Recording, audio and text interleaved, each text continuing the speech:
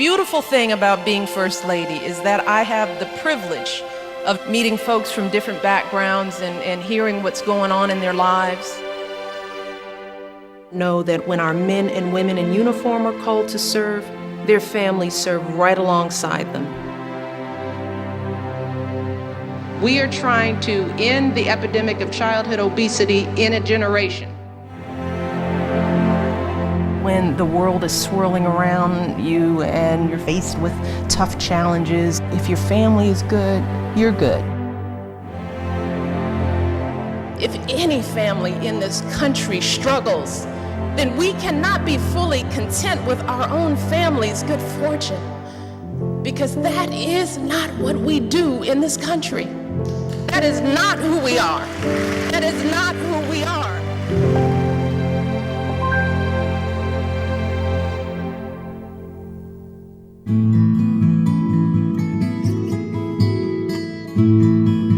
Our house growing up was extremely modest. I remember our bedroom being formerly the living room that my parents had divided using paneling. It basically carved the room out into two small rooms that were small enough for a twin bedroom and a desk. A special treat was that we could sleep out on the back porch when things got hot. As far as where we lived, that just wasn't an issue. I was raised to have fun where we were with what we had, and it seemed like it was okay. Neither one of our parents went to college, but with a lot of love, a lot of caring, we were afforded an opportunity to go to college. We didn't say, you should be a lawyer or you should be a school teacher. It was, you should get an education. We had to take out student loans in order to pay for those. I know now how much my father had to work and struggle because he had to take out loans to cover his portion of our tuition. He understood his responsibilities, that despite this hardship, despite his challenges, he was going to be there for his kids, always, no matter what. My husband did not feel like MS was a battle. He would bounce out of bed and almost sing his way out of the door to work on crutches. And that would sort of wake me up. And I'm sure that did the same thing for the kids. We did a lot of laughing in our household, and all of that happened in those few little rooms.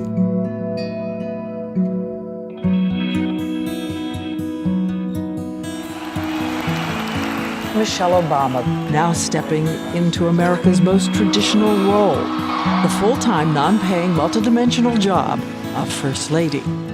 Well, part of what makes her extraordinary is that she has been able to continue to be down to earth even as the First Lady. I mean, she's just Michelle. Our friendship developed, I think, because we both have an interest in military families. When I met Michelle, she said, "What do you think would be the issue that you're most interested in?" And I said, military families. And I said to Jill, I said, that's what I'd like to do. And that's where it all began. We've done 3 tours. It's meant a lot to our family during some difficult times, just to know that there are folks in the White House rowing in the same direction with us. Yeah. Whether it be helping homeless veterans through employment, trying to incorporate the military culture into the school systems, helping spouses find jobs, and it's all come together. She genuinely seems to care and want to know what military families are going through so that she can make changes on the national level. You all don't even ask for much, you know? It's like, so we should be able to step up in whatever way we can. Who's that? 1% of the country is serving to protect the freedoms of the other 99% of us. So my view is that there's a lot more that we can be doing for them to make that service and sacrifice a little easier.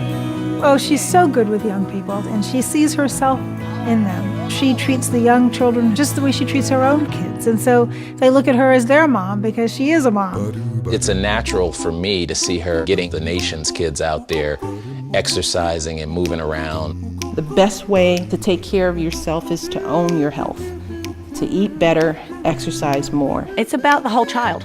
It's about understanding how a child develops and how we can best put a child in a position to be successful. And she wanted it to be fun, and to come up with Let's Move. It has such a great name. You know, Let's Move is something we do together. She is a strong woman. Physically, obviously, we all saw poor Jimmy Fallon.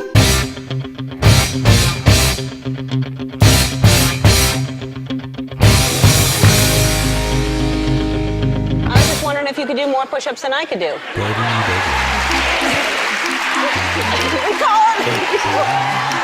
And I thought it wouldn't be good to show off the First Lady, so I stopped.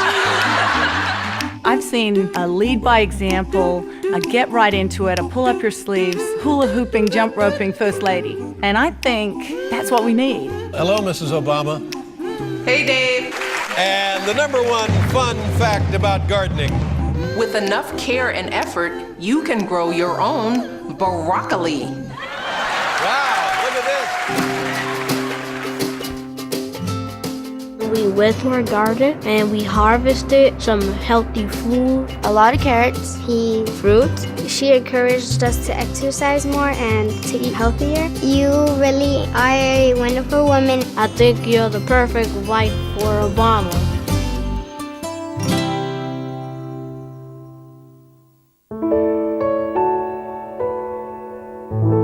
I am Barack Obama, and this is my wife, Michelle. Hey, I'm his date. Family's everything. I think there's nothing more important to her than her children and her marriage and her mom, and making sure that that all works well together. She was very clear, mom in chief. I heard it, you heard it. She came in with a very clear, we're gonna make sure our kids are okay.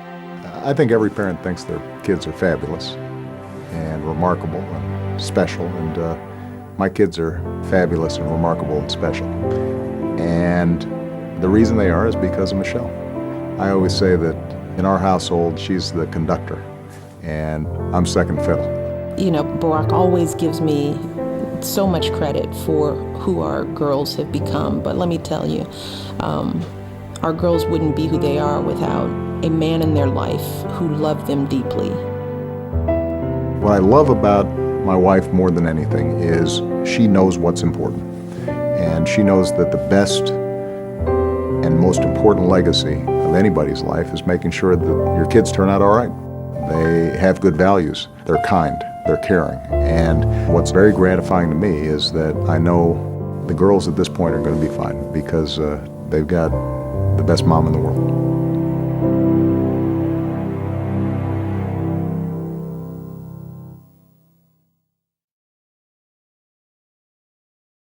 Thank you.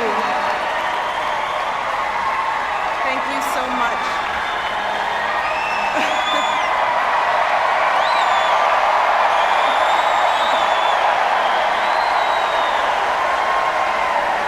Thank you.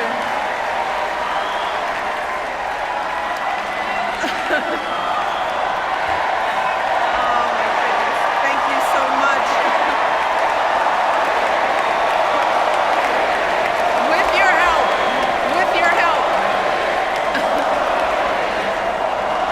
Let me start. I want to start by thanking Elaine. Elaine, thank you so much. We are so grateful for your family's service and sacrifice, and we will always have your back. Over the past few years as First Lady, I have had the extraordinary privilege of traveling all across this country, and everywhere I've gone and the people I've met and the stories I've heard, I have seen the very best of the American spirit. I have seen it in the incredible kindness and warmth that people have shown me and my family, especially our girls.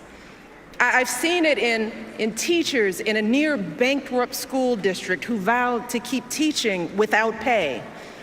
I've seen it in people who become heroes at a moment's notice, diving into harm's way to save others, flying across the country to put out a fire, driving for hours to bail out a flooded town. And I've seen it in our men and women in uniform and our proud military families. In wounded warriors who tell me they're not just gonna walk again, they're gonna run, and they're gonna run marathons. in the young man blinded by a bomb in Afghanistan who said simply, "I'd give my eyes 100 times again to have the chance to do what I have done and what I can still do." Every day, the people I meet inspire me. Every day they make me proud. Every day they remind me how blessed we are to live in the greatest nation on earth.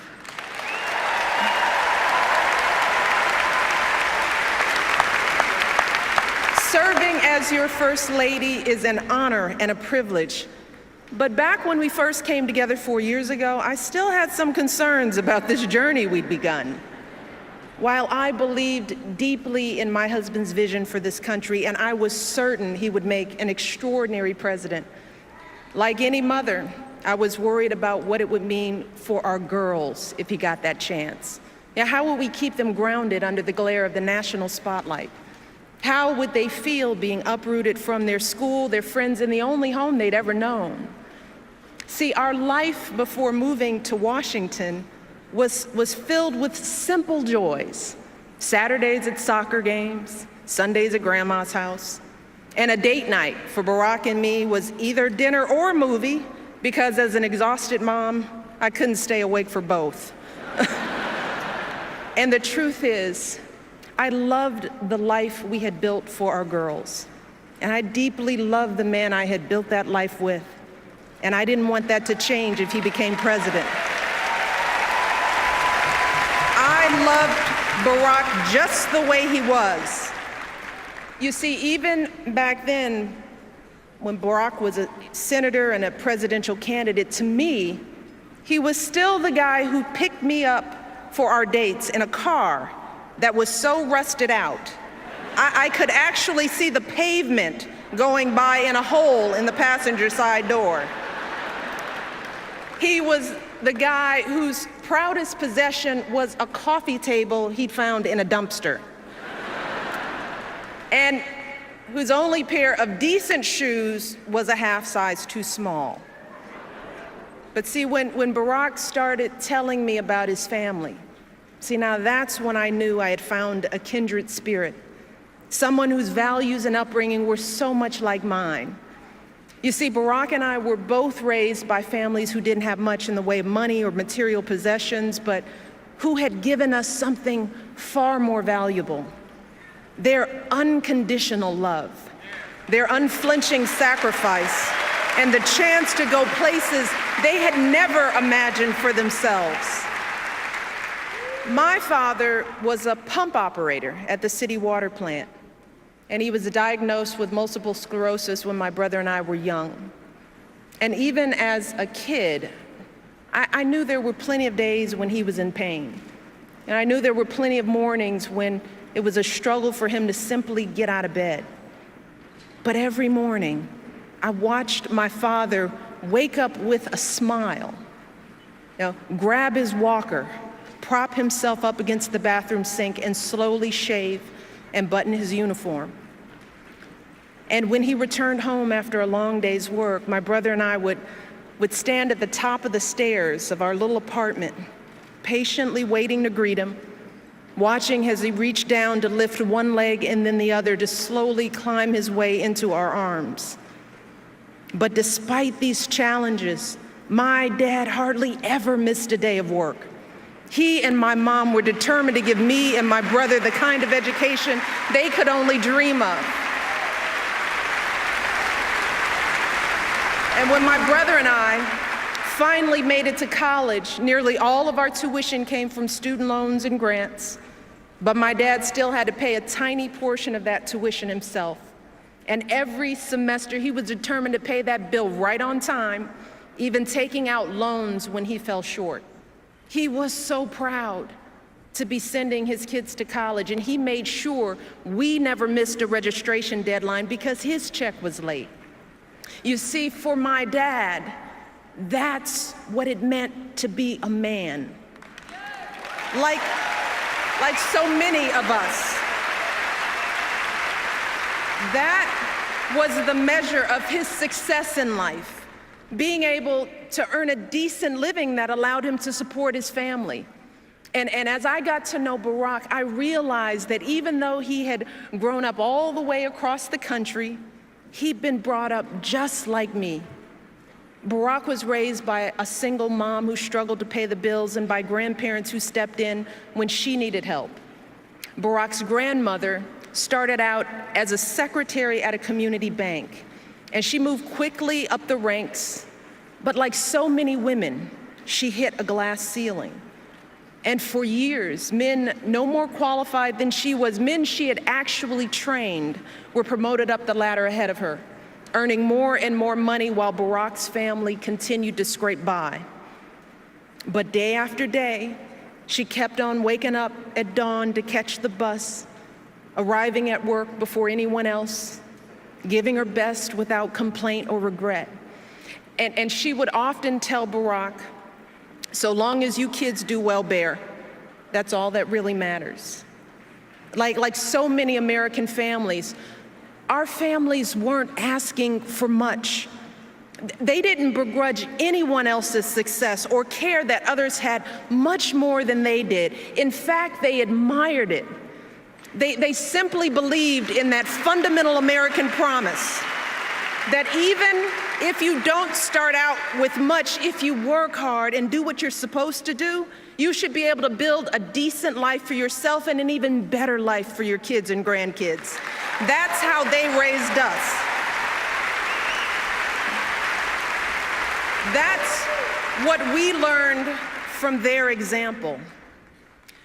We learned about dignity and decency, that how hard you work matters more than how much you make, that helping others means more than just getting ahead yourself. We learned about honesty and integrity, that the truth matters, that you don't take shortcuts or play by your own set of rules. And success doesn't count unless you earn it fair and square. We learned about gratitude and humility, that so many people had a hand in our success, from the teachers who inspired us to the janitors who kept our school clean. And we were taught to value everyone's contribution and treat everyone with respect. Those are the values that Barack and I and so many of you are trying to pass on to our own children. That's who we are. And standing before you 4 years ago, I knew that I didn't want any of that to change if Barack became president. Well, today, after so many struggles and triumphs and moments that have tested my husband in ways I never could have imagined, I have seen firsthand that being president doesn't change who you are. No, it reveals who you are.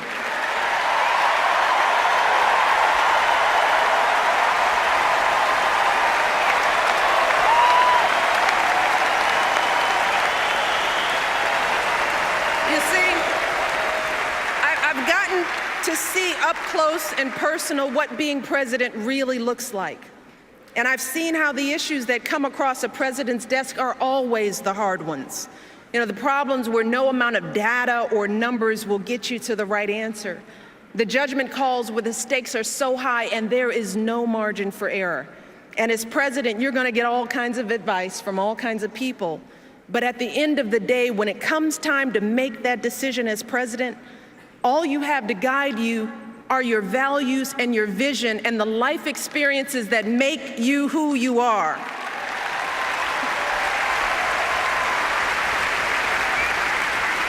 So when it comes to rebuilding our economy, Barack is thinking about folks like my dad and like his grandmother.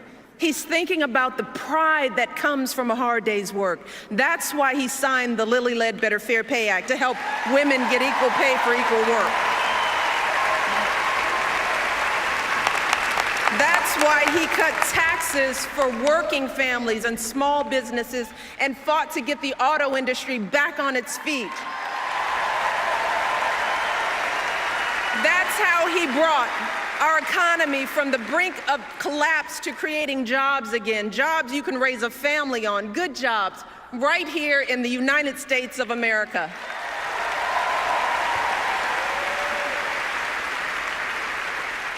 When it comes to the health of our families, Barack refused to listen to all those folks who told him to leave health reform for another day, another president. He didn't care whether it was the easy thing to do politically. No, that's not how he was raised. He cared that it was the right thing to do.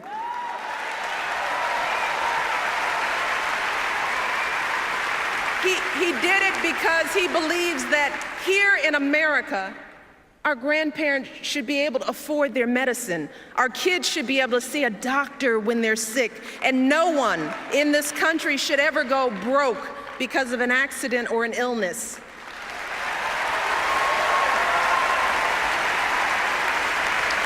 And he believes that women are more than capable of making our own choices about our bodies and our health care. That's what my husband stands for.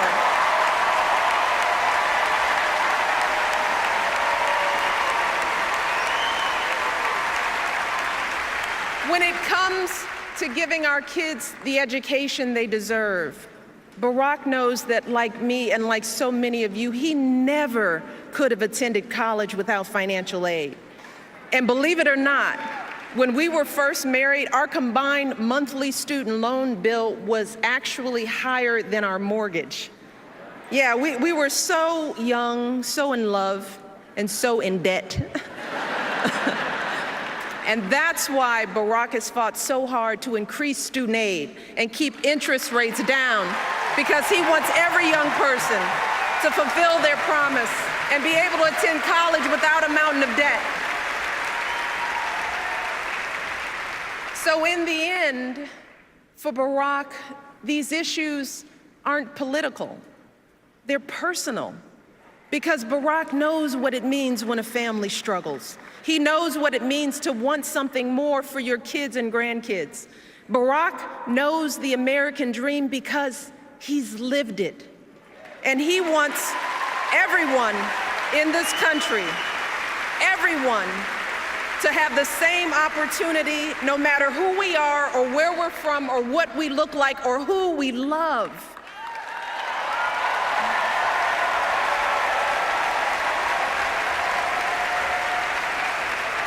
And he believes that when you've worked hard and done well and walked through that doorway of opportunity, you do not slam it shut behind you. No, you reach back and you give other folks the same chances that help you succeed.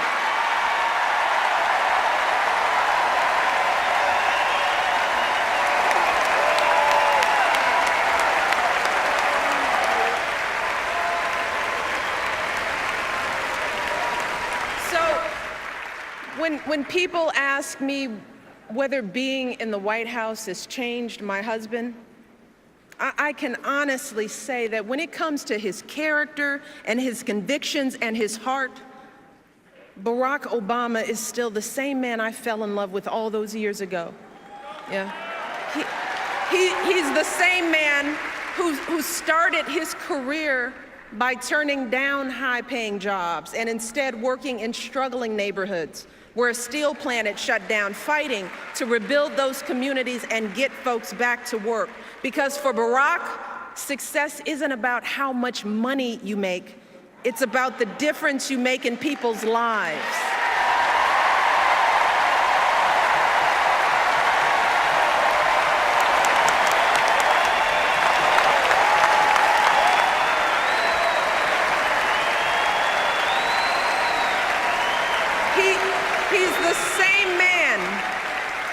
He's the same man when our girls were first born would anxiously check their cribs every few minutes to ensure that they were still breathing, proudly showing them off to everyone we knew.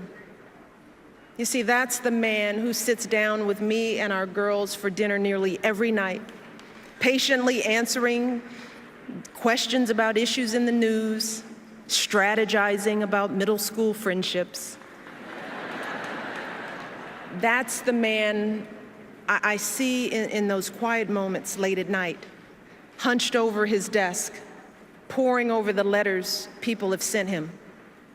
The letter from the father struggling to pay his bills, from the woman dying of cancer whose insurance company won't cover her care, from the young people with so much promise but so few opportunities. And I see the concern in his eyes, and I hear the determination in his voice as he tells me, "You won't believe what these folks are going through, Michelle. It's not right. We've got to keep working to fix this. We've got so much more to do."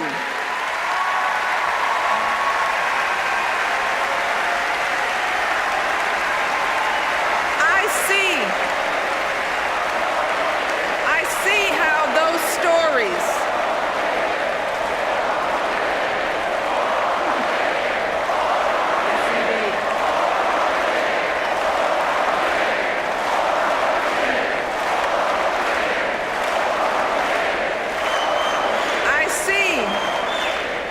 how those stories our collection of struggles and hopes and dreams. I see how that's what drives Barack Obama every single day. And I didn't think that it was possible, but let me tell you, today, I love my husband even more than I did 4 years ago, even more than I did 23 years ago when we first met. Let me tell you why. See, I love that he has never forgotten how he started. I love that we can trust Barack to do what he says he's going to do, even when it's hard, especially when it's hard. Yeah, I love that for Barack, there is no such thing as us and them. He doesn't care whether you're a Democrat, a Republican, or none of the above. He knows that we all love our country, and he is always ready to listen to good ideas. He's always looking for the very best in everyone he meets. And I love that even in the toughest moments, when we're all sweating it, when we're worried that the bill won't pass and it seems like all is lost. See, Barack never lets himself get distracted by the chatter and the noise. No, just like his grandmother, he just keeps getting up and moving forward with patience and wisdom and courage and grace.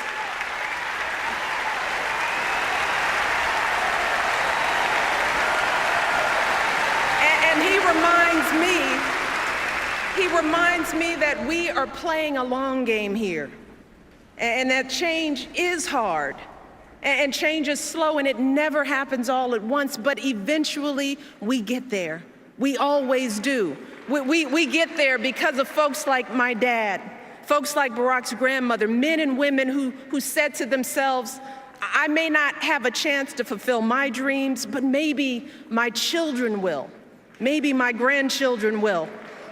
See, so many of us stand here tonight because of their sacrifice and longing and steadfast love, because time and again, they swallowed their fears and doubts and did what was hard. So today, when the challenges we face start to seem overwhelming or even impossible, let us never forget that doing the impossible is the history of this nation. It is who we are as Americans. It is how this country was built.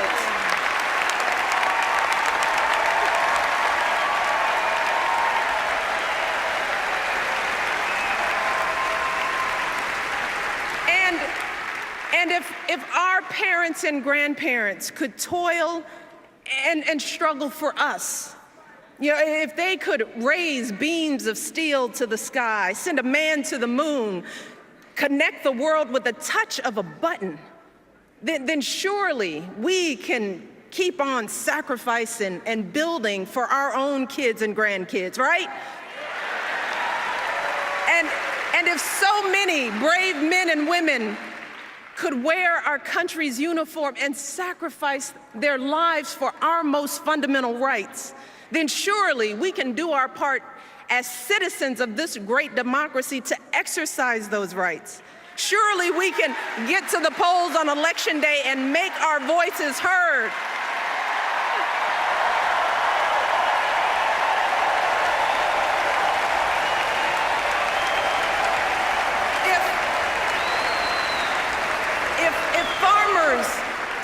blacksmiths could win independence from an empire, if immigrants could leave behind everything they knew for a better life on our shores, if women could be dragged to jail for seeking the vote, if a generation could defeat a depression and define greatness for all time, if a young preacher could lift us to the mountaintop with his righteous dream, and if proud Americans can be who they are and boldly stand at the altar with who they love, then surely we can give everyone in this country a fair chance at that great American dream.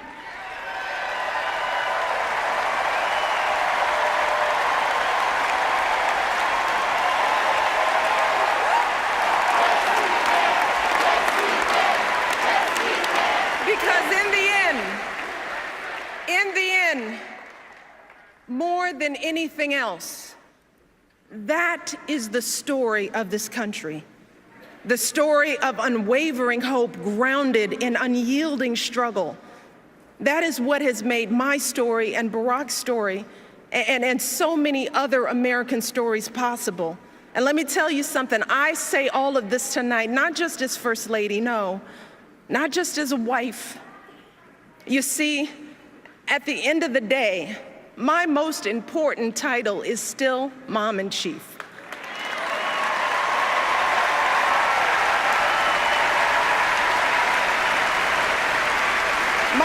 My daughters are still the heart of my heart and the center of my world.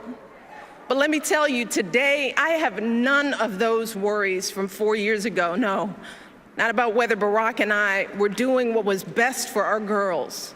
Because today, I know from experience that if I truly want to leave a better world for my daughters and for all of our sons and daughters, if we want to give all of our children a foundation for their dreams and opportunities worthy of their promise, if we want to give them that sense of limitless possibility, that belief that here in America, there is always something better out there if you're willing to work for it, then we must work like never before. And we must once again come together and stand together for the man we can trust to keep moving this great country forward. My husband, our president, Barack Obama.